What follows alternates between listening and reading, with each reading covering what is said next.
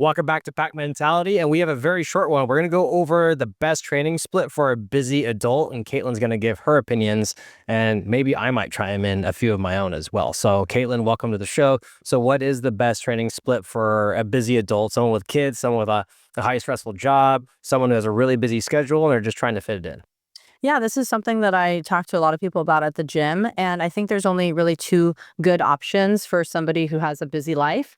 And I think that is either it's opportunity driven or it's a 4 day on, 1 day off type of training split. Now, by an opportunity driven training split, I just mean that if you have the opportunity to work out in the day, like if you look at your schedule and you say, well, I can go to the 4:30 class today, or maybe tomorrow I can do the 6 a.m. class. Right. But if you have the opportunity to fit the 1 hour workout in, you should go because you never know when you might get sick or you might have to take a vacation. And those off days already add up. And so I think if you have the opportunity to get to the gym, you should utilize it, whether it be doing the RX workout or doing like a fitness version.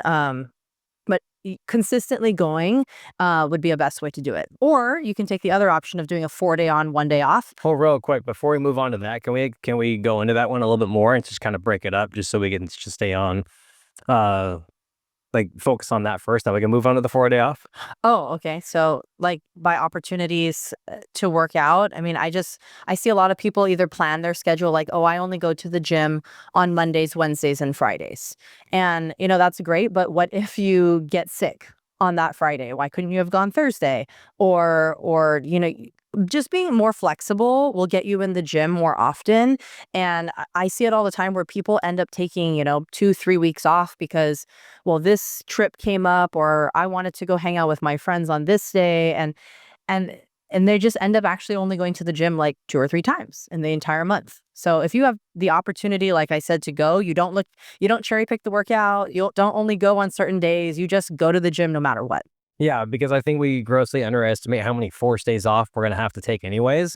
And I think that there's a plenty of times where if you have an opportunity to bank as much fitness as possible, because they're always gonna come, or it's always gonna swing back and forth, right? You're gonna go through periods of your time where you're going to work out a lot, and then there can be times where you don't work out a lot. Yeah. So you prepare for that by kind of over preparing, as that's how I like to look at it. I'm like, I'd rather over prepare because I know that day is coming where it's like it's going to be a bad week, or I'm going to get sick, or I'm going to travel. So it's like I'm going to bank as much as I can leading up to that event because I know it's going to come at some point. Like it's inevitable. It's going to happen to Yeah. everybody. So you might as well just get as much as you can in. And when that happens, it's like, okay, great, I can take some time off, or I can afford to miss days, or just banks days like that are available to where you don't have to, guilt trip yourself for not working out, or you can afford to take the rest, or that, maybe even you maybe even need it and it's refreshing to your brain.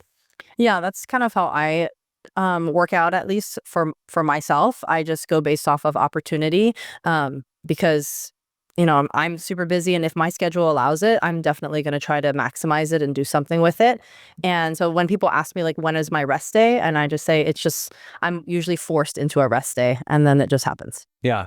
And I think leading up to things, especially like trips or vacations, or when you know that there's a time period of where you're going to have time off, I think it's really important, at least for me, this is how I look at it. If I know that something is coming up, like a long travel, or that I won't have access to, all the equipment like I usually use, I like to bank a lot of strength work, actually, like a lot of barbell stuff, because I know my nervous system is one of the first things to go in terms of training.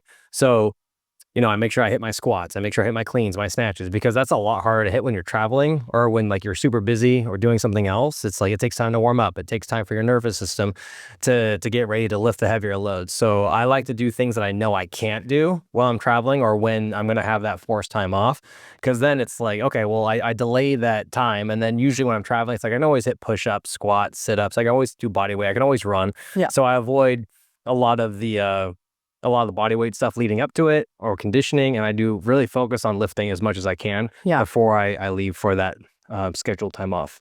Yeah. And with that being said, I mean, it does when you are opportunity driven, you do work out a lot, and it does kind of take a toll. You feel it really on day 6, 7, 8. If you start going past that, your central nervous system kind of does break down. And so that's where I think the next option would be 4 days on, 1 day off. Because I find after about 4 days of hard training, like one easier day or one complete day off is kind of best for a busy adult who already has a lot of stress in their life. And so it kind of just rebalances everything.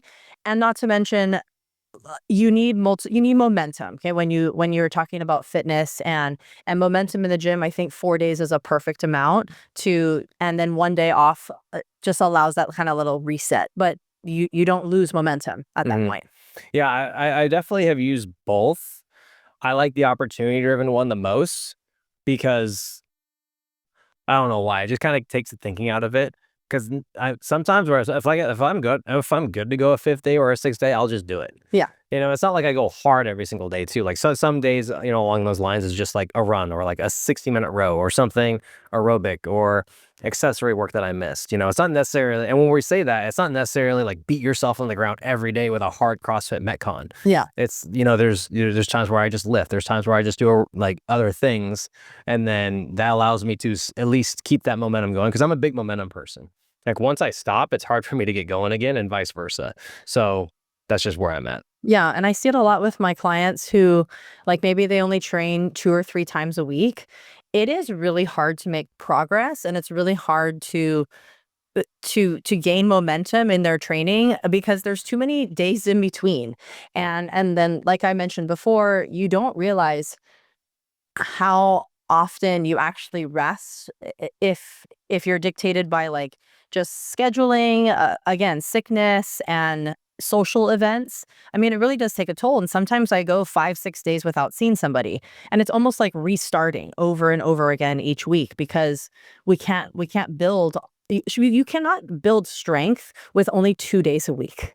It is really, really difficult, and that it only happens if everything else is perfect. Your stress is low, you're sleeping great, you're eating great, like then we can really start to gain progress. But for somebody who is, you know, new at working out or trying to lose weight or, trying to get stronger, you need a lot more days in a row, a lot more wins in a row in order to gain that momentum to push yourself in the gym.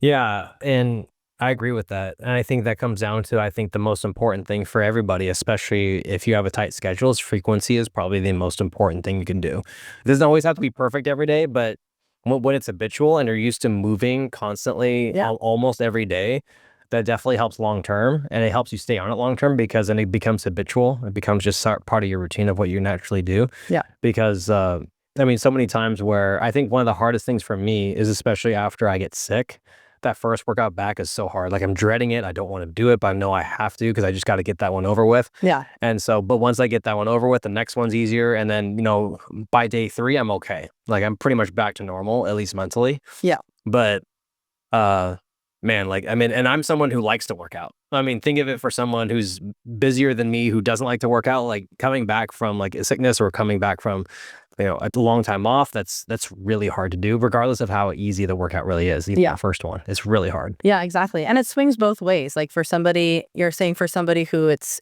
difficult to get in the gym, like it's hard to gain momentum. Now, if you're somebody who's always in the gym, it's super important to make sure you're hitting, the same movements multiple times during the week because frequency matters in that too. For example, it's hard for me to teach somebody a very high level skill when we're only working on it maybe once a week, maybe even less, maybe every other week we're kind of working on it. And, you're a person who works out on, only on Tuesdays, Thursdays, and Fridays. And so if you don't hit those movements that you're trying to work on those 3 days, there's not enough time and there's not enough practice to make any progress. Yeah. So again, it comes down to, I think the best way to make the most of your hour and to make the most of the gym and the training is frequency in the gym. So either you are going by opportunity or you're 4 days on, 1 day off. hmm Yeah. No, I think that's a great point, and it's uh, it's really just imperative that you find something that you actually enjoy doing, Yeah. and that's why we try and make it the workouts fun. And we talked about this earlier when we were programming. Is like, man, like some of these workouts, like we look at them and they're good. Don't get me wrong, but we know that when you guys see a workout that doesn't look quote unquote fun, but we know that it's what you need, people Yeah. will show up. Yeah. Programming, and I talk about this a lot with my clients, is that programming is an art. You can't just put workouts together and whatnot. But and there's two different types of programming. There's programming for class, and there's programming for an athlete or somebody who's training for something specific, or just a personal training client in general. And I've been finding, I have to have all three kind of dialed in because I have clients of that kind of wide spectrum.